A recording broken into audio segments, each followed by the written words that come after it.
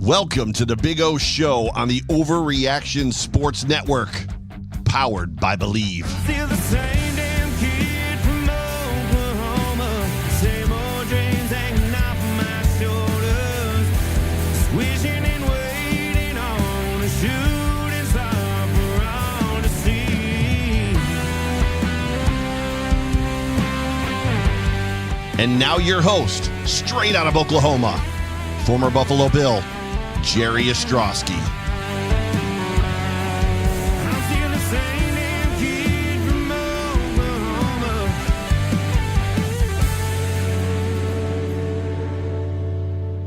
What is going on, Bills Mafia? Welcome to the Big O Show. This is Wednesday night, 8 Eastern, 7 Central, right here on the Overreaction Buffalo Sports Network. We are powered by Believe.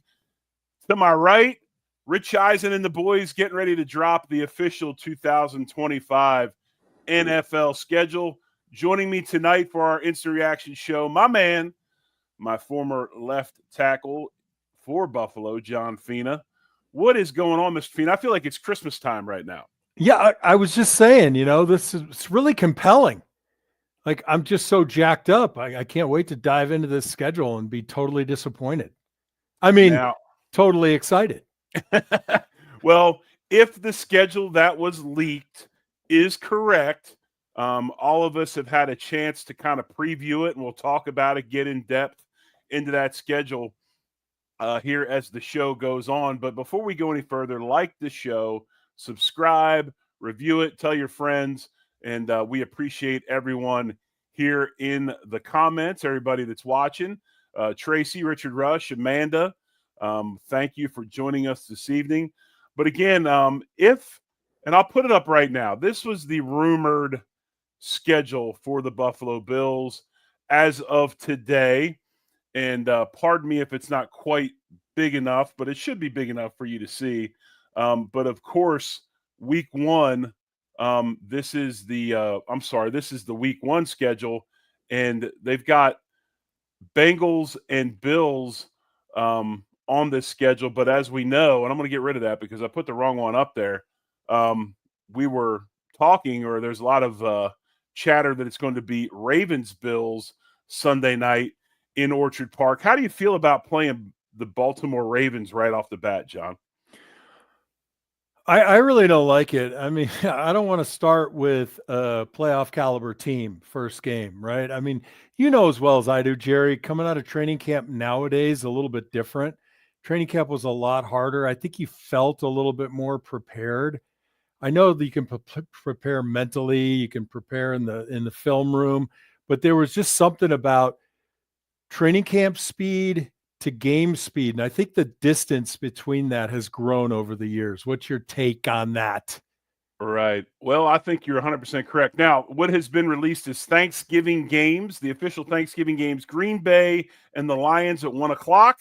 Of course, that in Detroit. The 4:30 game will be Kansas City in Dallas. The 8 o'clock game, another banger, that will be the Bengals and the Ravens on NBC. So that's your Thursday night or your Thursday Thanksgiving slate that's now up and official. A lot of really good games then. But honestly, if the schedule that we saw is correct, I will say this for the Bills. And you remember a few years ago, they had some problems. The year they went over to England and played Jacksonville, lost that game. They were able to get things together by the end of the season and get into the playoffs. But if you look at the schedule, it is backloaded. Other than the Baltimore game right off the bat, if you look at their week 2 opponent, if this is official, you got at the Jets week 2, Miami at home on Thursday night, week 3, New Orleans at home. Then the following week, you've got New England at home. So one of the things, you got an easier part of the early schedule. You've got 4 of 5 games at home. Then your Monday night, October 13th in Atlanta. Your bye week comes up, then October 28th at Carolina. Home November 2nd against Kansas City at 4:25. And again, I'm reiterating if this is official, but most people feel this will be the schedule. Then November 9th at Miami, 1 o'clock. November 16th. That game is to be determined, or I'm sorry, that's games Tampa Bay to be determined at home. And then Thursday night at Houston, the next week at Pittsburgh, Cincinnati at home December 7th, at New England, at Cleveland, Philly, New York Jets. 2 home games in a row to finish the season. But this, John, is a back-ended schedule. And you better start quick because the second half of the season is going to be incredibly tough. Yeah, I guess on paper, it's always, you can chop it up any way you want and say the back end is tough, but the back end is always tough. Just because teams that don't have an injury attrition problem are usually just getting better if they're a decent team at all. At least they're going to compete. And, we traditionally, and this is why I like this draft being heavy on defense, we've seen a lot of issues, especially in our secondary, of keeping guys healthy late in the season. And that's the big push, right? Once you get past that midway mark, it's like, how can we keep everybody healthy and be prepared to, go for that number 1 seed, number 1, but number 2, we've got to be efficient with our bodies and ready to withstand, the last 6 games of the season and figure out a way to just be fresh week in and week out. And it's incredibly hard to do. I wish I could just look at the schedule and say, the front is easy, the back is hard, but to me, it's all hard and it just gets harder as you go along. Christmas games have been announced. You've got Washington and the Washington and the Lions of the 1:00 game. Cowboys, Washington, the 1:00 game. Lions and the Vikings are the second game, and then of course you had the the Denver Broncos, and they are, if I remember correctly, I can't remember who they're taking on. They just flipped the screen here real quick. But those are your Christmas games. That's what's going on for Christmas. So Bills obviously dodged Christmas. But yeah, I think this is one of those deals, guys, where this schedule that was released earlier today is pretty much holding court. It's already been shown on here that Pittsburgh is the Week 13 game. So everything pretty much shaping up. Thursday night games as we speak. We talked about it. Week 3, Miami at Buffalo, and then Week 12, Buffalo at Houston. So they do get 2 Thursday games. I'm not a big fan of that at all. I hate Thursday games as a player. Hopefully they're able to get through those without any issues. Yeah, I feel like that Thursday game in Houston, I don't love it a lot, but we kind of have an axe to grind. I was at that game in Houston, and everything about it was just so lackluster. And you just got this feeling like, where is our team? What's the identity? And right. I think the only upside to that game is that we do have this pain from last year, because if you think about it, it's that game, maybe one other, and we're vying for that 1 seed. And I really I think we lost that game by, 3 to 5 points. It was a game that was in our hands, as poorly as we played. And it was that close.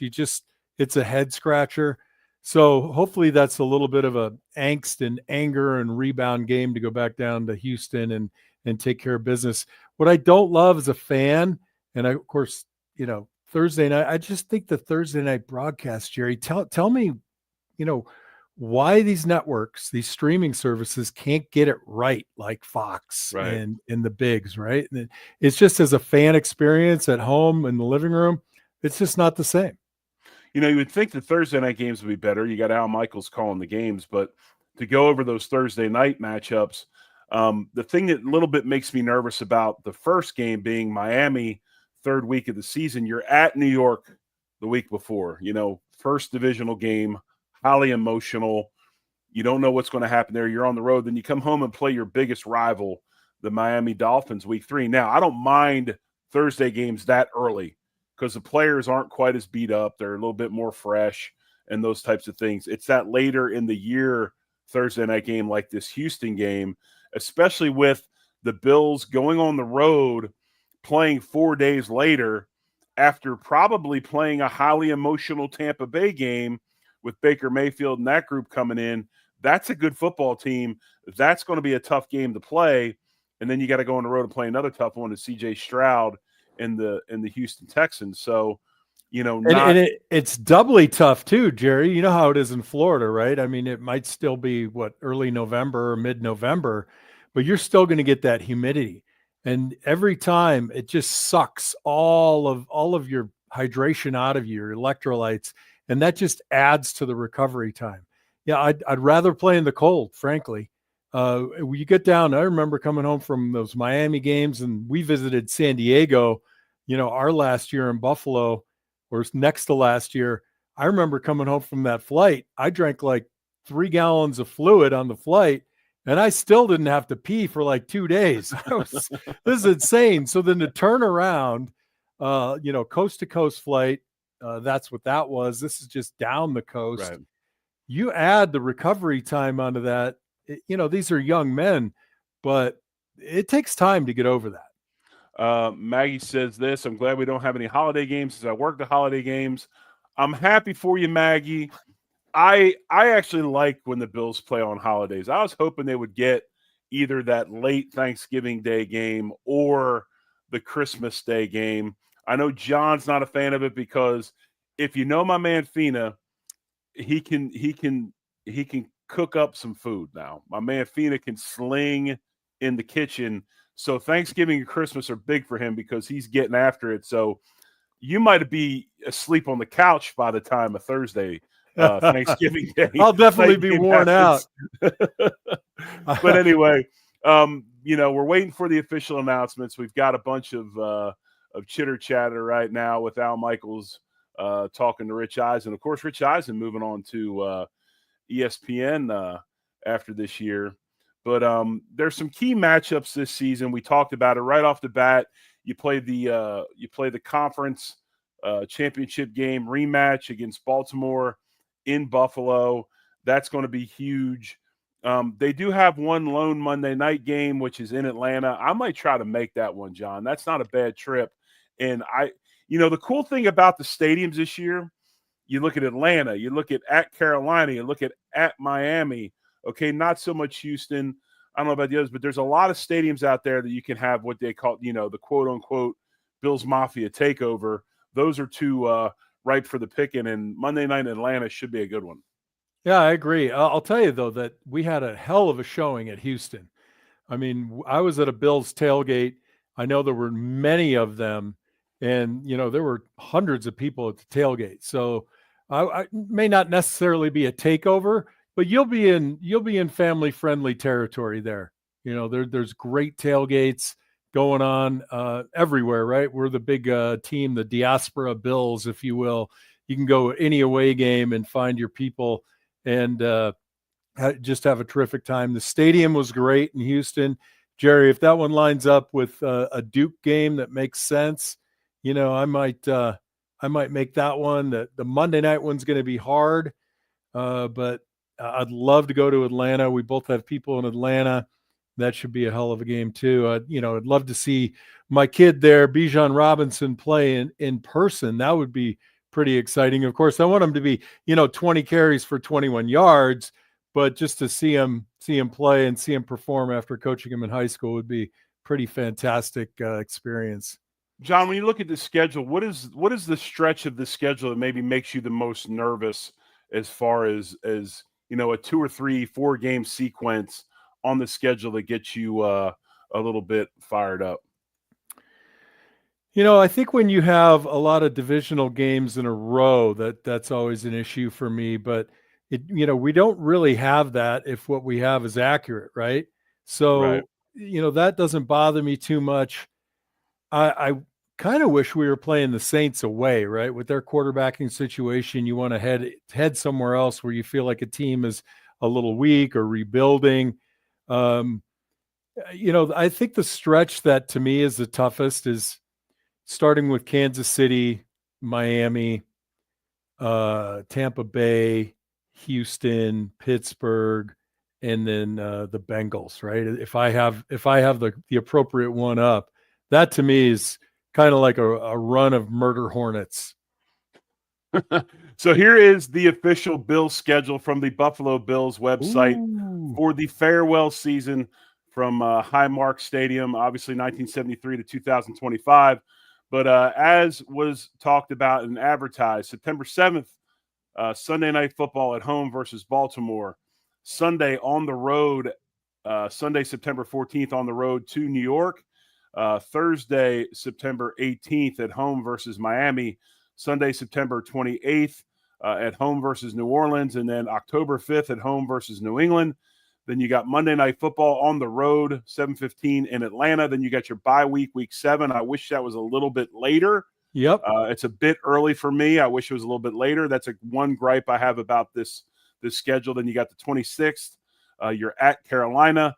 Joe Marino has said that all Bills Mafia that don't have a place to stay can stay at his house. So Awesome. just text Joe Marino, and he'll let you stay there.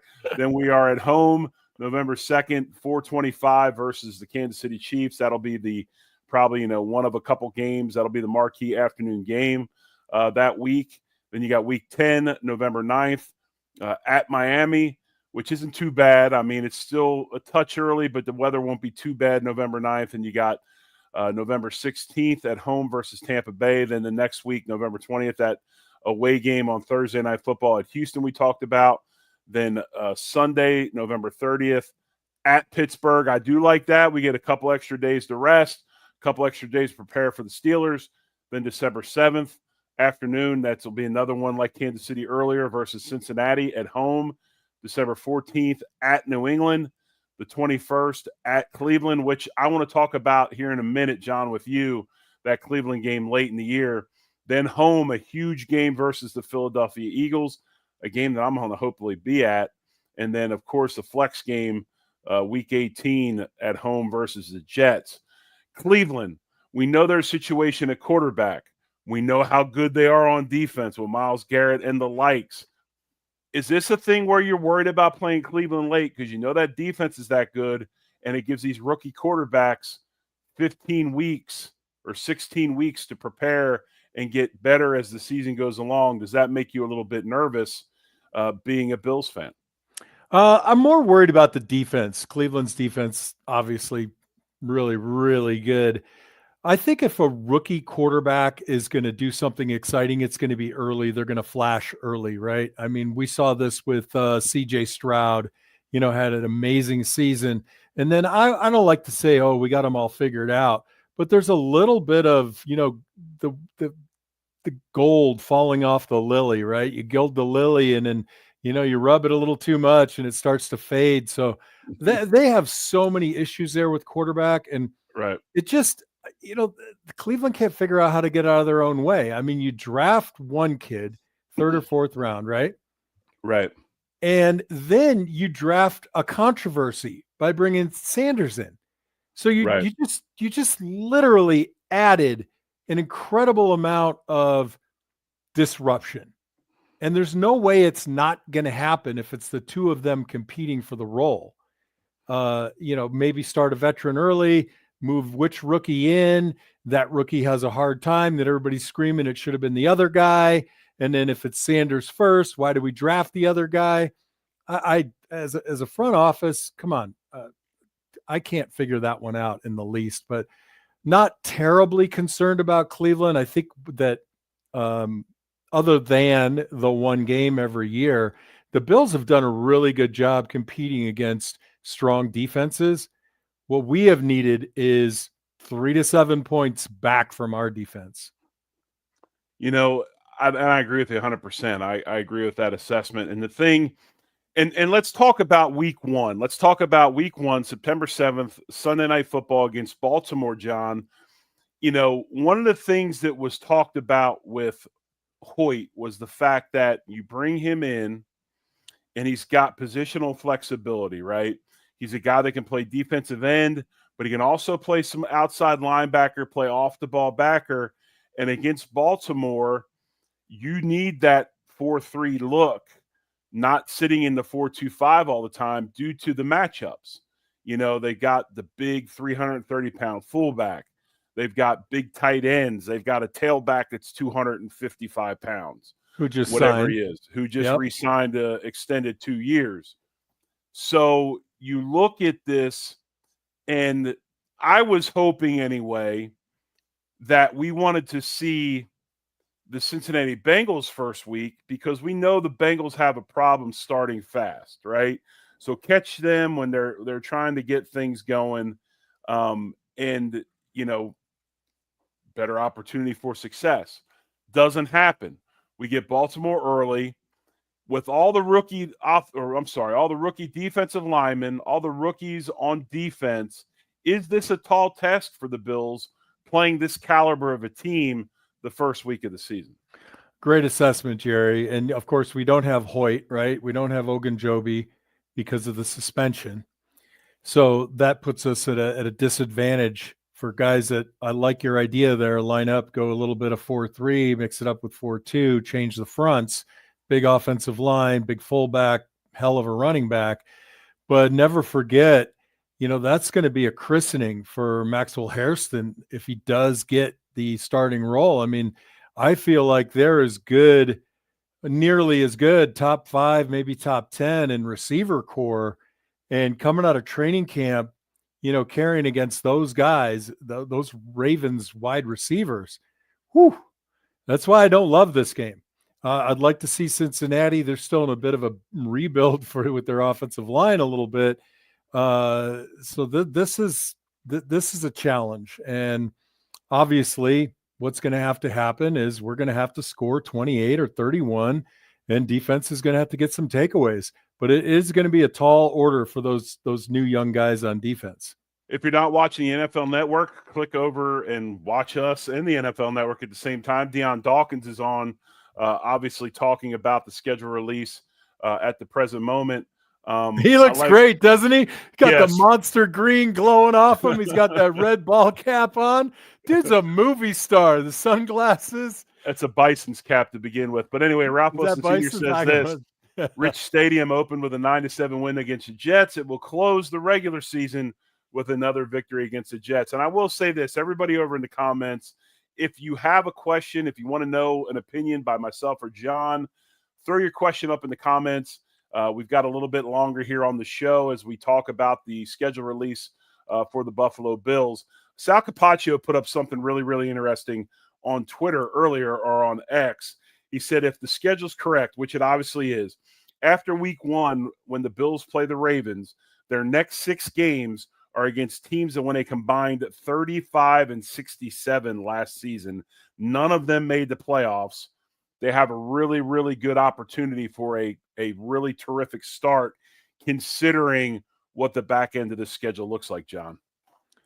Yeah, I tend to agree with you. You get past the Ravens with a win, and then everything is going to be about focus from there forward. And if you dissect the schedule the way you described, and I'm sure a lot of people are, and we're ranked in the, to whatever top 5 to 10 softest schedules in the league, you really have to stay focused. If you can come away in that first, week 8, if you can get out of there 6-2, 7-1, moving into Kansas City, the Dolphins, the Buccaneers, the Texans, and the Steelers, not even including Cincinnati, that's a pretty rough run. With the Final 4 not having great records other than Philadelphia, obviously. So if you can come away at 6-2 and then split the rest of those games and maybe go, what's that, 4-4, and then close out 3-1 on the back end, what we're talking about always is winning the division is number 1. Winning the conference, making the playoffs, that's number 2, right? We want the conference victory. We want the second team to come to us in January.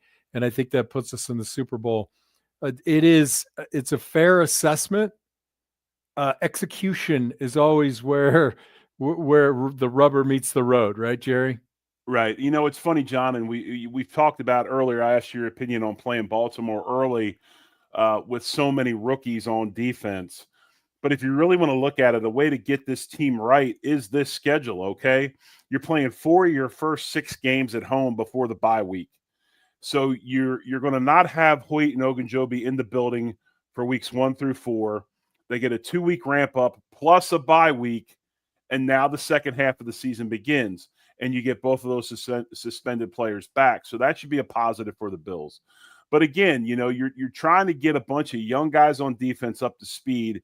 You have the opportunity to play 4 of your first 6 at home, then the bye week. You're playing in front of a huge, friendly crowd that's loud. This defense should be able to make strides early to set them up for, like you said, you got the bye week, then you got Carolina. We all know Carolina hasn't been a juggernaut. I expect them to be better. But then you come back November 2nd playing a Kansas City team who, by the way, has a bye the week before they play us. And, obviously, I think everybody on the comment section, everybody listening tomorrow or the day after or watching live now would probably, while we all want to beat Kansas City in regular season, if somebody showed up and said, hey, by the way, you're going to lose the regular season game, but you're going to win the playoff game against Kansas City, I think we would all put our hands in the air and take that. Oh, I agree with you. But I look at this as, there's ebb and flow to every team, right? Kansas City has made pretty damn sure they're going to stay on top for a very long time. And they have been for a long time. And it only feels like 4 or 5 years, but in NFL terms, that's like a decade on the body, on the system, on the entire team. I'm still struggling to see who competes beyond the Bills, the Ravens, and Kansas City for that, kind of 4, 5, and 6 spot. Is it the Chargers, right? Is it Denver? The North doesn't scare me a lot beyond the Ravens. So I think Cincinnati, okay. So Jerry, if you look at losing that game to Kansas City, I think it matters in the end insofar as strength of schedule, points, overall record, all that stuff comes into play, right? Right. Honestly, I want to be 17-0. Is that realistic? It's only been realistic twice in the history of the NFL. I'll take 16-1. It's the sneak up teams that you kind of got to worry about. Miami is always going to be a battle. I don't know what the Patriots have in store for us, but it concerns me a little bit about Atlanta. Not so concerned about Carolina, but Tampa Bay, that game's a little scary for me. So get through number 1, eke by with a win in the Ravens by hook or by crook, any way that you can do it. And I like what you're saying about, 4 of 6 games at home for these young kids. I think you really, beyond just the schedule lineup, and we don't know this, what's their work ethic like? How are they really seeking mentorship from the older players, that understanding of how the game unfolds, how it develops? Because remember, Jerry, you graduated high school as the biggest, baddest, toughest guy, not only on your team, but probably every other team in your division that you played. And that's why you played at the next level. And then you got to Tulsa, and there were guys sprinkled in, but you were still in the upper echelon. The transition from college to pro, there aren't any more weeks off. And, it's that kind of mentorship that these kids need to be seeking from guys that have been through a long season, guys who can kind of talk to them a little bit deeper, just beyond, 1st and 10, 3rd and 18, this type of defense. It's all mindset. It's emotional, how to stay calm, how to stay focused. And if we can get our young guys really, coalescing with the veterans and having that great leadership, then that stretch early in the season really matters. It's just been put up on NFL Network that the Buffalo Bills in 2025 have the easiest strength of schedule at 0.467. Now, obviously, folks, that is because of our division. But I think our division is going to be much, much better. I think our division will be, I think New England, Drake May, by the way, if they ever put a supporting cast around him, scares the living bejesus out of me. Because Drake May's he's got the same skill set as Josh Allen, and Drake May can do a ton of damage. So I expect New England to be much better. The Jets, toss up, who knows? I think the biggest thing with the Jets right now is Aaron Glenn's got to get the culture right before he even cares about anything else. They've got to get that culture right, not just the locker room, but the building in general. The building in general needs to be better. So, other than that, we know what Miami is. I mean, by week 3, who knows? Tua might be out.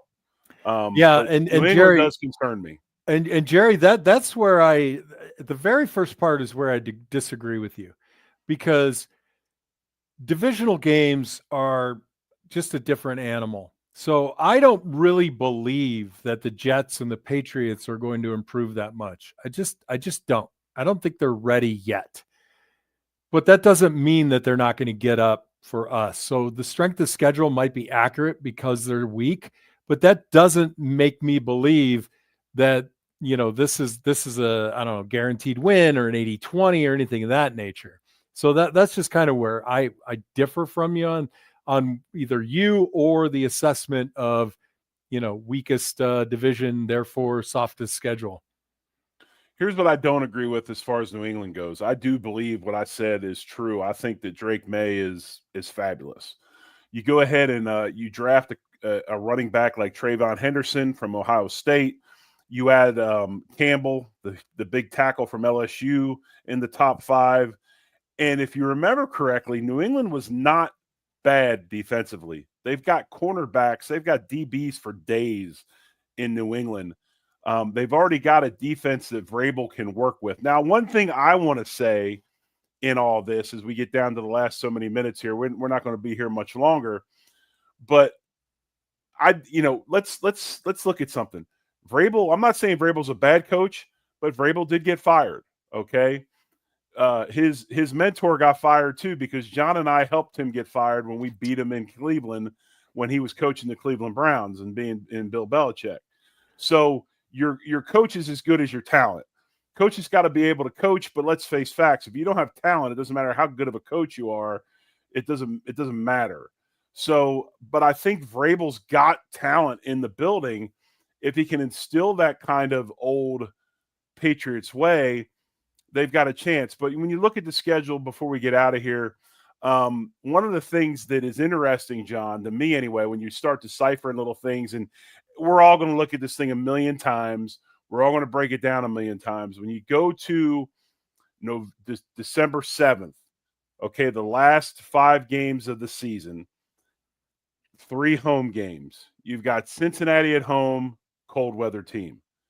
Philadelphia, cold weather team. Jets, cold weather team. So it's not like the end of the season we're going to pull the Dolphins up in a snowstorm and have an advantage, or the LA Rams or somebody like that. I don't think we have any I don't think we have any winter advantage games this year on this schedule. I agree with you. I've never really considered the winter to be an advantage as much as the hot weather is, right? So Right. Miami has the advantage. Tampa has the advantage. Carolina has an advantage. All the teams, obviously, they have to play outdoors. Otherwise, it's just an air conditioning situation. So I still like the matchups. By and large, my final comment on the schedule is I think it's agreeable. I don't love that we have 2 Thursday night games. There's a couple other teams that do. I think the Chargers is one. I think Denver has 2 as well. But beyond that, I like the way it lays out for us for the most part. So if you want to say we have the easiest schedule, and I think one of the more agreeable schedules outside of Thursday night, that's out of our control, I think I'm pretty happy with how it lays out. No, I'm with you, John. I think other than that Baltimore game, I think we ramp our young defense up as the season goes along, and our bigger challenges, like again, besides that Ravens game, are later in the year, which I like for this rookie-laden defense to get up to speed. Couple of tidbits with 5 primetime games. The Bills have the 5th most primetime games in the NFL this season, and then with just a little over 10,000 miles of travel, the Buffalo Bills are second to last in miles traveled this season, as far as any other team in the league. So the travel schedule shouldn't be strenuous for these guys this year. Yeah, well, you don't get the frequent flyer miles anyway, so you're not losing out on that at the very least, and that matters. I mean, that's the I get not number one thing, but that's definitely in the top 5 things that I look at when the schedule came out. I mean, you remember when we went to Seattle? I mean, that felt like we went all the way to Hong Kong, It did. right? And then we go to San Diego. You get on that flight, and you're like, by the time we land, I feel like we should be in Qatar or something. I mean, I feel like I've been on this plane forever. The worst ever was when we played at Candlestick on a Sunday night and we landed back in Buffalo at about 7, 8 o'clock in the morning the next day. I mean, yeah, you weren't even drunk anymore, Jerry. You'd already gotten through your hangover by that time. I went and bought a paper, got breakfast. I think I went by the Buffalo Gun Center and picked up a couple of things before I got to the house. So, but no, anyway, we thank you for joining us here. Thanks for sticking with us through the early part of the show. It was a little bit bouncy, a little bit choppy before we got the official schedule up on the screen. But thanks for watching. Again, hit the like, hit the subscribe, rate, review, and rate the show. We thank you for joining us here on a Wednesday night on the Overreaction Buffalo Sports Network, powered by Believe. I appreciate John spending the time with me tonight. Always good to get his viewpoint on things. And any final words, John? Yeah, to everybody, thanks for coming. Go to overreactionbuffalo.com. All the articles about the season release is going to be out there. You're going to see them all from San Diego to Florida to Seattle to Maine. And you're going to get everything related to the Bills in one spot. And given this easiest schedule in the league, Jerry, with the fewest airline travel miles of any team, or second or third, all I got to say is go Bills. Much love. Go Bills. Feel the same.